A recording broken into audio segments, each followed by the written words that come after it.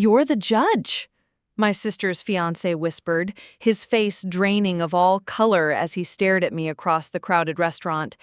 Seraphina had just finished humiliating me in front of his entire family, calling me a delusional nobody who peaked in high school. I watched as the realization hit him like a freight train. When the truth came out about who I really was, it didn't just destroy my sister's engagement. It exposed 20 years of manipulation that would tear our family apart forever. The plan was simple: show up to Seraphina's engagement dinner at Bellacorte, smile politely through 3 courses of overpriced Italian food, and endure 2 hours of wedding venue drama before escaping back to my quiet apartment in Millbrook Heights.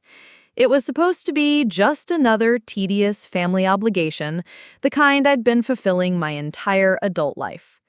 I should have known my sister would never let anything be that simple. The invitation had arrived 3 weeks earlier, printed on thick cream cardstock with gold embossing that probably cost more than most people spend on groceries. "Join us for an intimate celebration of love," it read in elaborate script. Intimate. That was Seraphina's speak for small enough that I can control every detail and make sure I'm the star of the show. I'd stared at that invitation for a long time before adding it to my calendar. Not because I was particularly excited about meeting her fiancé's family, but because I knew what would happen if I didn't show up.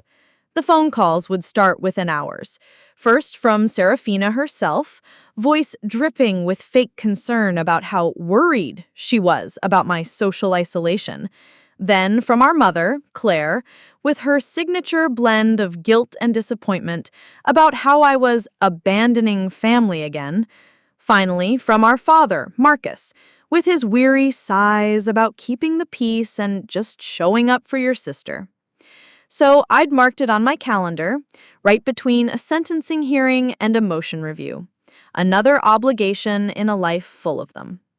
The day itself had been particularly brutal.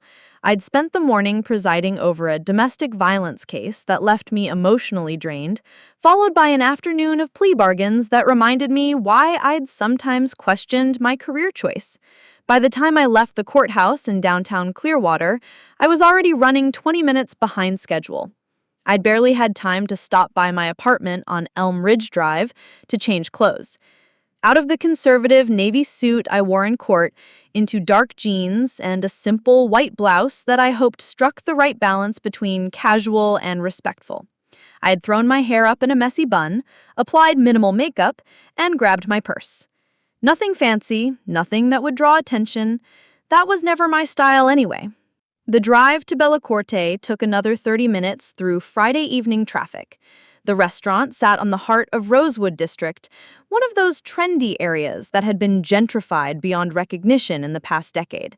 All exposed brick and industrial lighting, craft cocktails, and farm-to-table everything. Exactly the kind of place Seraphina loved because it made her feel sophisticated and important. I'd parked in the small lot behind the building, checking my reflection one more time in the rearview mirror. 30 years old, and I still felt like that awkward teenager whenever I was about to spend time with my sister. Some things never change, I suppose. The hostess, a young woman with perfectly straightened blonde hair and a practiced smile, had directed me toward the private dining room in the back. As I walked through the main restaurant, past tables of couples sharing intimate dinners and groups of friends celebrating whatever people celebrate on Friday nights, I felt that familiar knot forming in my stomach, the same one that had been my companion at every family gathering for the past 15 years. I paused outside the dining room door, hearing the sound of laughter and animated conversation from within. Through the frosted glass, I could see the silhouettes of about a dozen people seated around a long rectangular table. My sister's voice rose above the others, musical and confident, holding everyone's attention with some story that was undoubtedly about her.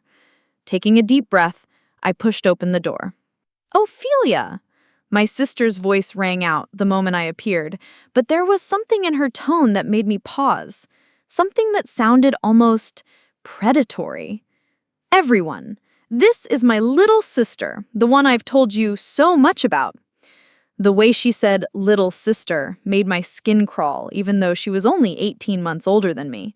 She'd been using that phrase my entire life, always emphasizing it just enough to establish the hierarchy she believed existed between us.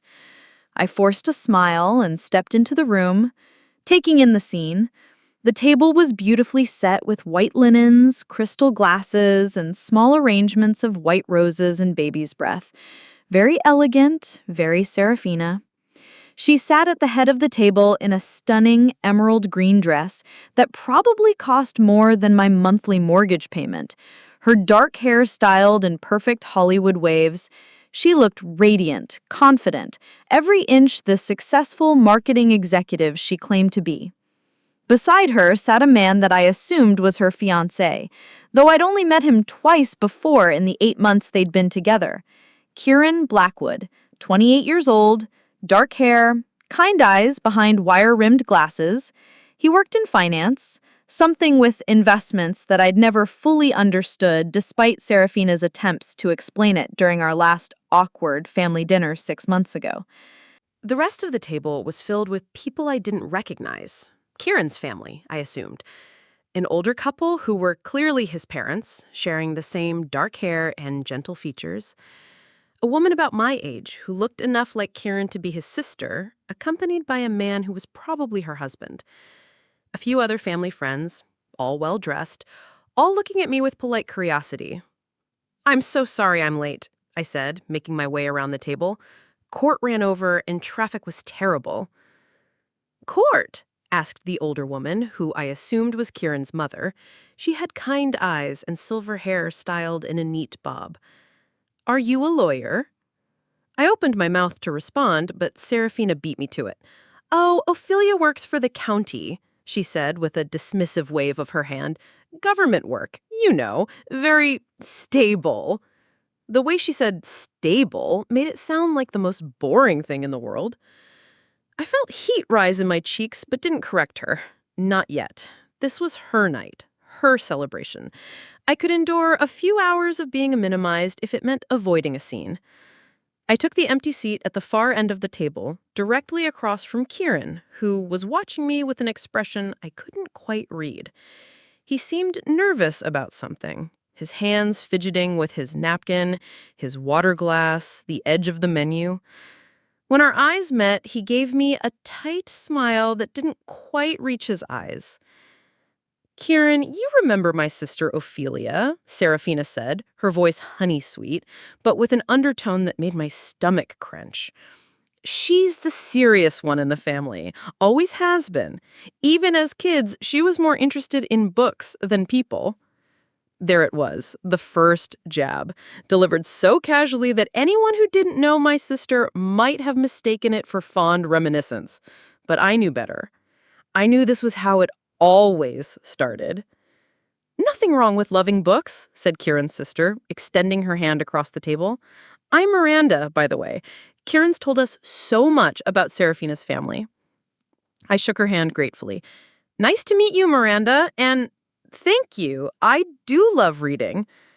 "What kind of books?" asked Kieran's father, leaning forward with genuine interest. "I'm always looking for recommendations."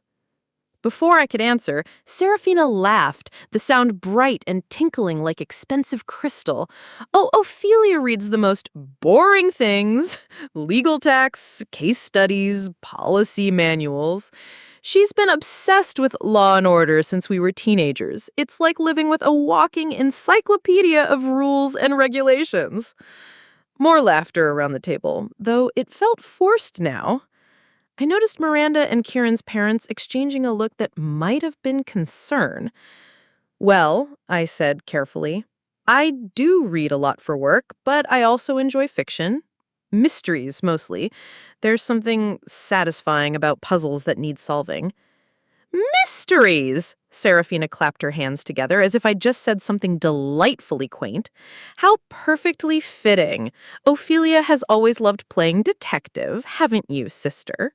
Even as kids, she was always trying to figure out who broke what, who said what to whom. She appointed herself the family referee." The server arrived then, a young man with a practiced smile who began taking drink orders. I asked for a glass of red wine, something to help me get through what was clearly going to be a longer evening than I had anticipated. As the server moved around the table, Seraphina launched into the story she'd apparently been telling before I arrived. Something about a difficult client at her marketing firm and how she had managed to save a campaign through her brilliant strategic thinking. She was animated, gesticulating with her wine glass, completely in her element. I watched Kieran as she spoke. He was smiling and nodding in all the right places, but there was something in his expression that seemed off. Not quite discomfort, but not complete ease either. Like he was performing the role of the devoted fiancé rather than naturally inhabiting it. And that's when I told them, Seraphina said, building to what was clearly the climax of her story. Sometimes you have to break a few rules to get results. Not everyone has the vision to see beyond conventional wisdom. That's my girl, said Kieran's father with admiration. Innovation requires risk-taking. Exactly, Seraphina beamed. Though not everyone in my family understands that philosophy. She glanced meaningfully in my direction. Some people prefer to follow inside the lines, if you know what I mean. I felt every eye at the table turn toward me. The wine hadn't arrived yet, so I had nothing to do with my hands except fold them carefully in my lap and try to keep my expression neutral. I prefer to think of myself as someone who believes in fairness and in treating people with respect. See what I mean? Seraphina laughed again, but this time there was an edge to it. My sister has never met a rule she didn't want to enforce. Even as kids, she was the one running to mom and dad about every little thing. We used to call her the tattletale supreme. The silence that followed was uncomfortable. I could feel Miranda and Kieran's parents' eyes on me, probably wondering why someone would publicly embarrass their own family member like this. Kieran was staring down at his empty plate, his jaw tight.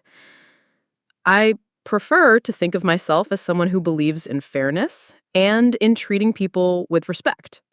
Oh, of course, Seraphina said, waving her hand dismissively. Saint Ophelia and her moral high ground. The thing is, she continued, turning to address Kieran's family directly, my sister has always had this tendency to judge other people's choices. She thinks because she's so careful with her own life that makes her better than everyone else. I felt something cold settle in my stomach. This was worse than usual. Normally, Seraphina's jabs were more subtle, couched in fake affection, but there was something different tonight. Something almost vicious in her tone. Seraphina, I said quietly, maybe we could what? She interrupted, her green eyes glittering in the candlelight. Could pretend that you don't disapprove of everything I do? Could act like you're sitting there right now, cataloging all the ways I'm doing this wrong? The server returned with our drinks, setting my wine glass down with the careful precision of someone who'd clearly sensed the tension at the table. I took a sip immediately, grateful for the distraction and the warmth that spread through my chest. I'm not judging anything, I said after a moment. I'm here to celebrate your engagement, that's all. Are you, though? Seraphina tilted her head, studying me like I was an interesting specimen under a microscope. You've barely said 2 words since you got here. You walked in here looking like you'd rather be anywhere else, wearing clothes that probably came from Target, with your hair thrown up like you couldn't be bothered to make an effort for my special night. I felt heat flood my face. Around the table, Karen's family was staring with varying expressions of shock and discomfort. This was beyond normal sibling teasing. This was character assassination. I came straight from work, I said, trying to keep my voice steady. I apologize if my appearance isn't up to your standards. Work, she repeated, as if the word tasted funny. Right, your very important county job. Tell me, Ophelia, what exactly do you do for the county again? File paperwork, process applications, something thrilling like that. I opened my mouth to respond, but she wasn't finished. Because I was telling everyone earlier about my promotion. Senior account director at Hartwell and Associates. 6-figure salary, corner office, company car. Real success, you know? The kind that comes from ambition and taking risks. She paused, letting that sink in before delivering what was clearly meant to be the killing blow. But then again, not everyone has what it takes to succeed in the private sector. Some people are just more suited to smaller dreams, smaller lives.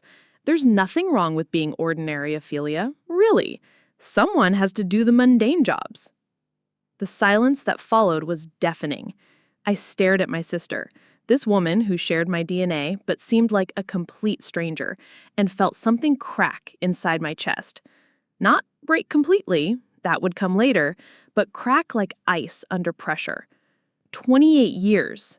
That's how long I'd been enduring this. 28 years of being made to feel small, insignificant, less than. 28 years of watching her perform for other people while using me as her supporting act, the dull backdrop against which her brilliance could shine more brightly. I looked around the table at Kieran's family. His mother's face was pale with shock. His father was staring down at his hands, clearly uncomfortable. Miranda looked horrified. And Kieran was watching me with something that might be recognition dawning in his eyes. That's when I realized he looked familiar, more than just familiar from our 2 brief previous meetings. There was something about his expression, the way he was studying me, that triggered a memory I couldn't quite place. "You know what, Seraphina?" I said finally, setting down my wine glass with more force than I'd intended. "You're absolutely right." She blinked, clearly not having expected that response. "I do have a smaller life than you. Smaller, quieter, with less drama and fewer designer dresses. And you know what? I'm perfectly happy with it." I stood up, reaching for my purse. "I think it's best if I leave now. Congratulations on your engagement. I hope you will be very happy together." I was halfway to the door when Seraphina's voice stopped me cold. "That's right, run away," she called out, her voice carrying clearly across the dining room. "Just like you always do when things get real. Hide behind your rules and your righteousness and pretend you're better than the rest of us." I turned back to face her, and that's when I saw it. The look on Kieran's face had changed completely. His eyes were wide, his mouth slightly open, like he'd just been struck by lightning. He was staring at me with the expression of someone who had just solved a puzzle that had been bothering them for months. "Ophelia," he said quietly, his voice barely audible over the awkward shuffling and murmurs of the other guests. "Ophelia Chen." My blood turned to ice. That courthouse. That sentencing hearing 3 months ago. Kieran Blackwood hadn't been wearing glasses then, and his hair had been shorter, but it was definitely him. He'd been sitting in the gallery, 3rd row back, wearing a navy suit and the same expression of barely controlled panic I was seeing on his face right now. He'd been there for his brother's sentencing. Kyle Blackwood, 25 years old, charged with embezzlement from his accounting firm. I remembered the case clearly because it had been one of those situations where someone decent had made terrible choices under financial pressure. Kyle had stolen $47,000 over 8 months to pay for his wife's cancer treatments after their insurance denied coverage for experimental therapy. It should have been a straightforward sentencing. The prosecution wanted 2 years, the defense wanted probation and community service. But I'd seen the medical bills, read the letters from doctors, heard Kyle's wife testify about their desperation. I'd sentenced him to 6 months in minimum security, 3 years probation, and community service at a financial literacy nonprofit. Mercy tempered with justice. Kieran had cried when I read the sentence, quiet tears of relief that he'd tried to hide behind his hand. Afterward, he'd approached the bench to thank me, his voice thick with emotion. "Your Honor," he'd said, "I don't know how to express what this means to our family. Kyle's not a bad person. He didn't know what else to do."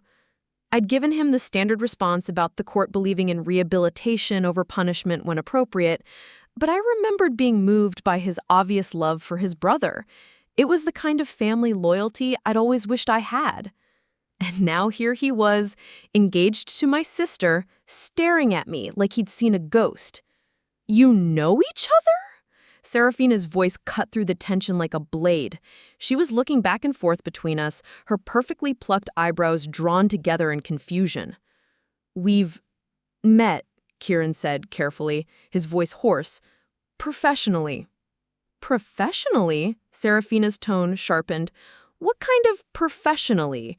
Ophelia works for the county, remember? Filing papers or whatever."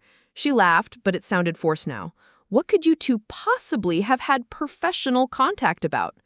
The entire table was watching us now. Even the server, who had been hovering nearby with appetizer menus, seemed frozen in place. The silence stretched out like a taut wire. Kieran's mouth opened and closed soundlessly. I could practically see the wheels turning in his head as he tried to figure out how to handle this situation.